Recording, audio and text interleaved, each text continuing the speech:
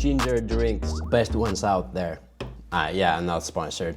I had to make that clear. Today we go through 10 things that you need to think about when you're going to shoot a film for a client or a video for a client, whatever, and 10 mistakes that I've done or has happened to me on my about 2 years career as a filmmaker. Let's go.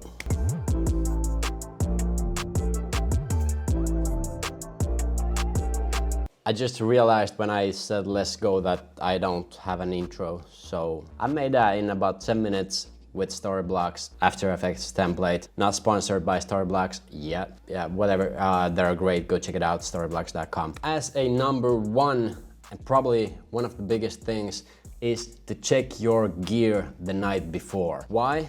Well, for example, in my case, I was about to shoot a video for a client, let's say on a Tuesday. On Monday evening, I checked through my gear. Suddenly, I noticed that my microphone input jack did not work. It still doesn't. It's the Sony a7 III if you're wondering. It's just shit. I'm happy I had a way around it. I used these Rode wireless Go's and an external recorder, so I got the audio I needed, thankfully. Check your gear, that everything works, that everything is charged, or if not charged, check it and put them to charge. With drones and all these other electronic stuff, there's always updates coming, like really often, so check them so you don't have to be there when you're supposed to fly the drone. Oh yeah, let's wait up like half an hour for this to update.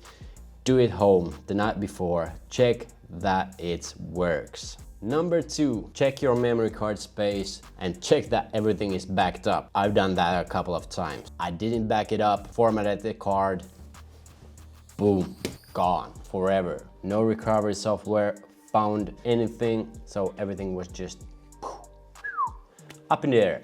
So check your memory card, check that everything is backed up, format it. For myself, I usually have two 128 gigabytes memory cards in there. That's about 6 hours more or less of 4K footage, just enough for me.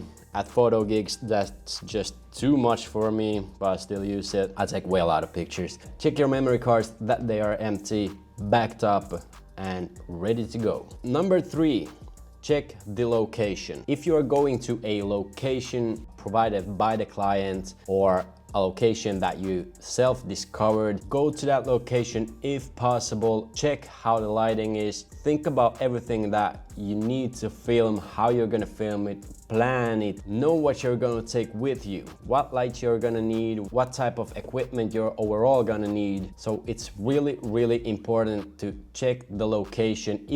If there's not a possibility to go to location, but the client is there, ask them to provide a short, like it could be filmed on a smartphone, or ask for photos of the location so you have some kind of clue where you're going, what it looks like, and you are more ready than ever. Number four goes a little bit hand in hand with the latter one. So make a shot list, especially when you know the location and all that. Everything is planned, what you're gonna shoot, make the shot list. It eases your game up so much. I'm terrible at writing. I'm terrible at like painting or drawing, actually. Drawing, it's in English. Yeah, I'm terrible at drawing. I draw these like stick figures and make little notes on them, just like, so I can myself remember when I open the shot list, I can see what I've drawn and I know exactly what I mean there. It doesn't matter if someone else at that point knows what you mean, but you need to understand your own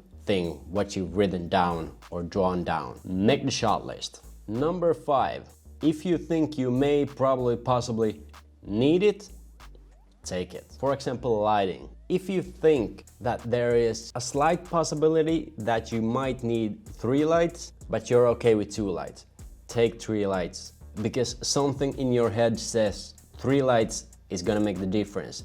3 lights is the way to go. Listen to your brain. Your brain says to you that there is slight possibility that this might look better. So just do it, take it. If you think you're gonna need your gimbal, I need to check that I'm pointing in the right direction. If you think you need a gimbal, take the gimbal, charge it, take it with you. You're gonna be mad at yourself if you don't have it and you need it. You're screwed. Alright? If you need it and you don't have it, you're screwed. Same thing with microphones. If you think you need 2 microphones, take 2 microphones. If you don't own 2, rent one. If you own one, rent another. That's basically the same thing twice. But yeah, whatever. That's for number 5. If you think you probably need it, take it. Number 6, make sure with the client what can be shown and what can't. Like tattoos, maybe if someone has a cross, like a necklace with a cross on it, stuff like that. Actually, exactly that has happened to me, and now we're gonna film everything again, not only because of that, but because the model had a tattoo on her arm and she had a cross on her neck, and the client didn't want them to be shown. But I didn't think of that, client didn't think of it. So just brainstorm with the client what can be shown, what can't. Just throw all the most ridiculous things in there to make sure what can be shown and what can't. Number 7, oh boy, the infamous free hands. We trust you. You get free hands, do whatever you like. Then comes the time when the customer sees it, comes back to you with a list of redos or things that they wanted and you didn't get. Make sure if they tell you you have free hands, tell them that reshooting and re-editing and all that reviews are going to cost them lots of money, because when they give you free hand, they actually trust you and your vision. So if they don't like the end result, that's okay, but you done your best in the way you saw it, then they just have to pay more to get it the way they want it. Make those things clear with the client, okay? If you are doing product videos or photography, I suck at this. I really do, because my studio downstairs is really dirty. Make sure, if you're, for example, doing a drink commercial or something and you need to pour it in the glass, make sure that the glass is clean. Really, I screw this up all the time. Make sure that the can doesn't have a dent on it. Like small things that makes a huge difference. Number 8, especially if you're a starting videographer, filmmaker, photographer, whatever, don't say yes to everything.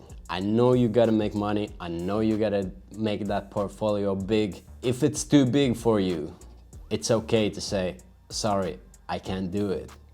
I could start off with a smaller project, I could do this, but that's not in my expertise right now. I'm not there yet. Remember that yet word, because then they know that you are about to do something about it. First of all, lying, honesty brings you so much longer than lying to a client. I promise. That's my go-to. Be honest. Don't say yes to things that you know that you just can't do. It's too hard for you. Number 10. If you done a mistake, again, be honest. Put your hands up, say, I'm sorry, give them a little discount on the end product, but whatever you do, put your hands up, say, I'm sorry, swallow your prideness, swallow your balls, put them back together, and just, I'm sorry. This way, they can appreciate your honesty. They know that you screwed up big time. And when you give the discount on the final product, make sure to not give it too big. For example, one case, it was 500 euros, the end result. I did everything that they asked me to do, but in that case, I didn't bring my gimbal with me that I needed, so the footage was too shaky to be used. But that was just a small portion of the end result, so I gave them 20% off on the final product, and they paid it, so I assume they were happy. Don't give it like 50% or anything, just there, keep your pride. You know what you've done, you know what you've done wrong, put your hands up, give a small discount to them, and say sorry. Oh boy, that was a hard list to make. If you have any mistakes you've done that wasn't on this list or anything that should be taken consideration before a shoot, please let me know in the comments down below. And if you're new to the channel, please consider liking and subscribing. It helps me out a lot. Go check out my Instagram at Kimi.Elias. Holla at your boy, more content coming up. I'm back at it. Let's go.